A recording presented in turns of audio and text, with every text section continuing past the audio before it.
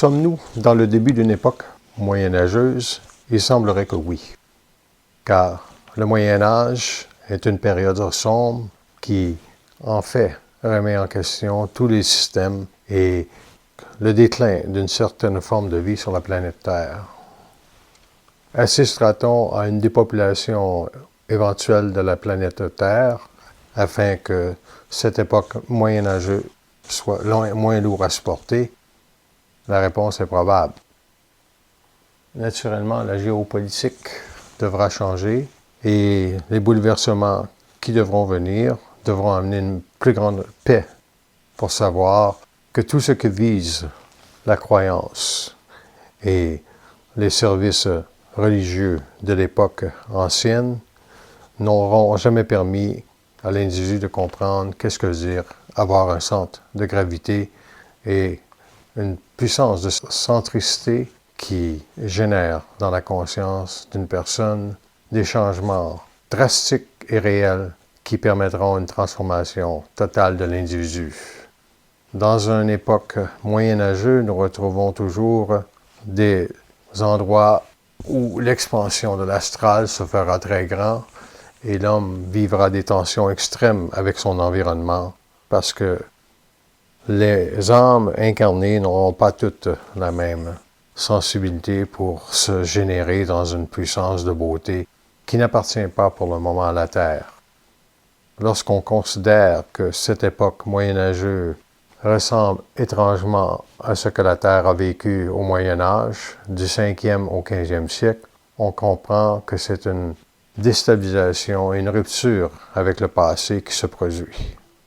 Nous assistons donc avec le coronavirus à un début de changement en société et ce qui témoigne le plus de cette société dans laquelle nous vivons le plus, c'est l'absence de beauté. Et comme cette absence de beauté a été fragilisée au cours des années avec un vestimentaire en déclin, des discours de plus en plus bancals et des forces de la noirceur de plus en plus présentes autant sur l'Internet, la télévision et dans les sphères de la finance et des gouvernements, nous pouvons comprendre que l'individu ne peut rien pour cette société qui est en transmutation, sinon que de revenir à lui-même.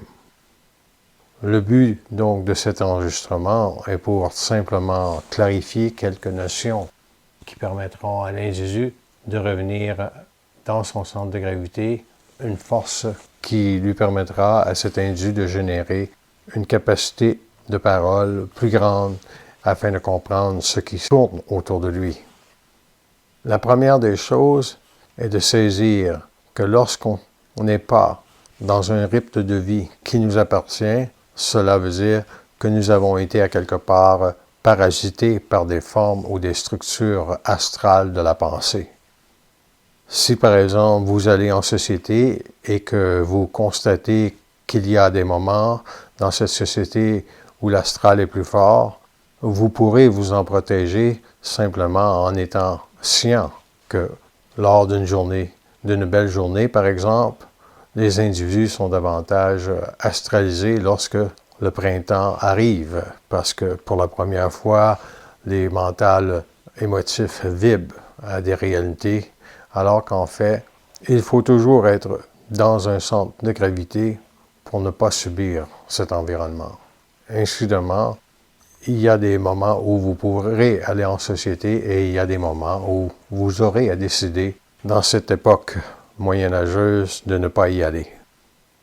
La lenteur dans laquelle vous allez expérimenter votre mental lorsque vous allez dans une société est ce qui vous permettra de garder un plus grand centre de gravité.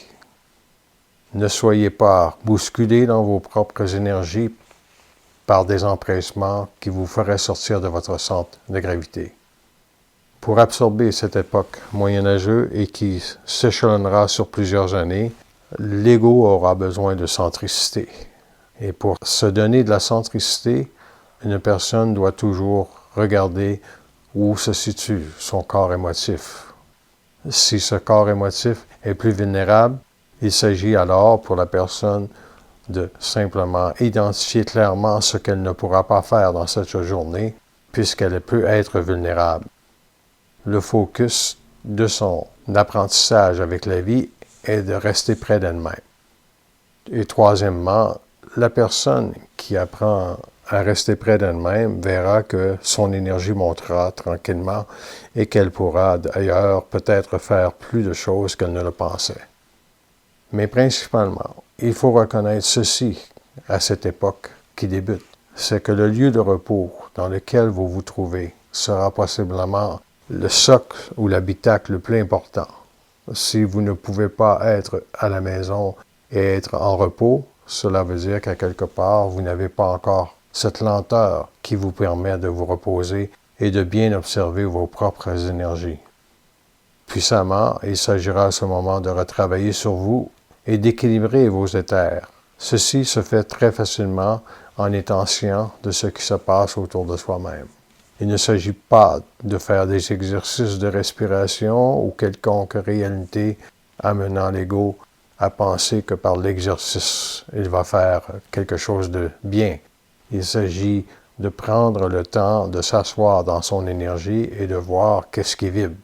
Si ce qui vibre, c'est le corps émotif, il y a une façon très simple de libérer ce corps émotif.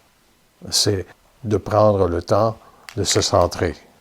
Et comment on se centre? On établit en premier lieu quelle est la paix qu'on veut établir dans les prochaines minutes ou dans les prochaines heures afin que l'on puisse se reposer. L'époque moyenâgeuse dans laquelle nous sommes entrés a ceci de très concret. C'est que l'astral est fort et ne permet pas à une personne de se reposer, à moins qu'elle identifie clairement ce qu'elle doit aller faire dans cette société ou des gens qu'elle doit rencontrer pour ne pas perdre de l'énergie inutilement. Donc, si nous investiguons la réalité d'une époque moyenâgeuse, on considère donc ceci, que la déstabilisation d'une société amènera quelque chose de plus grand par la suite. Ce plus grand, par contre, peut prendre 1 décennie, 2 décennies. Dans le cas suivant, il s'agira de plus d'1 décennie, c'est certain. Il y aura donc des décisions très précises à prendre pour organiser son futur d'une manière à ne pas perdre l'équilibre entre ce qui est intelligent et ce qui ne l'est pas. L'intelligence viendra surtout du fait que vous serez compréhensif de la réalité dans laquelle la planète Terre entre. Et comme il s'agit d'une époque très déstabilisante, il y aura certainement des lectures que vous aurez à faire et aussi des prises de conscience qui devront vous mener à être beaucoup plus près de vous-même pour garder un taux vibratoire toujours élevé, afin aussi de donner à votre ego la capacité de se reposer. L'époque présente est moyenâgeuse parce qu'elle n'a pas de direction à laquelle la société pourra adhérer encore pour plusieurs années. Lorsqu'on regarde le déconfinement et que celui-ci crée énormément d'insécurité, il est compris qu'il y a beaucoup de crainte dans cette société et la crainte, c'est ce qui enlève le plus à une personne sa capacité de bien se gérer. Le corps émotif qui vibre au gré des saisons est présentement très, très instable, puisque toutes les sociétés se voient bousculer à l'intérieur de ce qui était possible de faire durant une saison estivale et possible de faire durant le printemps, et etc. Donc, est-ce que les personnes pourront se réinventer? Cela ne sera pas toujours facile, puisque la société est en train de retrouver, dans une certaine mesure, un équilibre qui sera simplement temporaire, puisque le déconfinement n'amènera pas les gens non plus à saisir quelle est la direction qui viendra par la suite. Donc, nous entrons dans une période incertaine, et c'est pour cela que la lenteur que vous serez capable de vous donner à l'intérieur des activités que vous aurez à faire pour égayer votre vie seront des activités qui auront aussi à ne pas vous sortir de votre centre de gravité.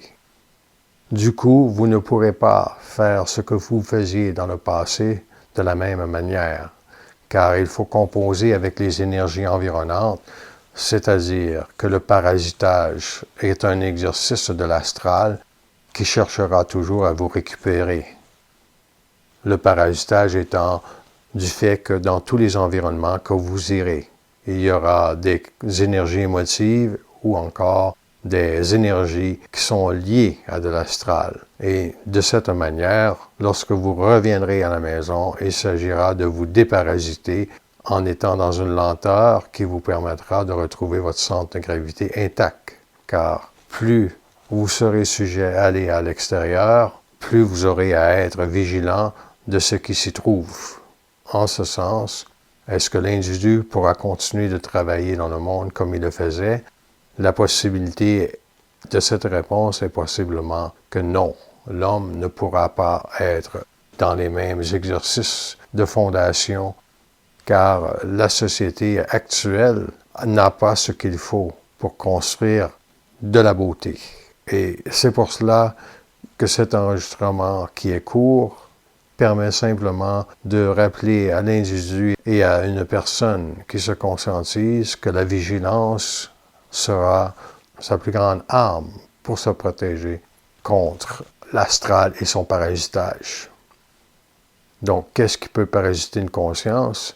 C'est simplement le fait que lorsqu'on va dans le monde et qu'on n'est pas vigilant, il y a toujours des énergies qui circulent qui peuvent être amalgamées à notre champ d'énergie. C'est pour cela qu'il faut être scient que lorsqu'on retourne chez soi à la maison, ces énergies de parasitage ne doivent pas y pénétrer parce que le lieu dans lequel on se repose est toujours haut en vibration si, lorsqu'on revient chez soi, on a été le moindre parasité.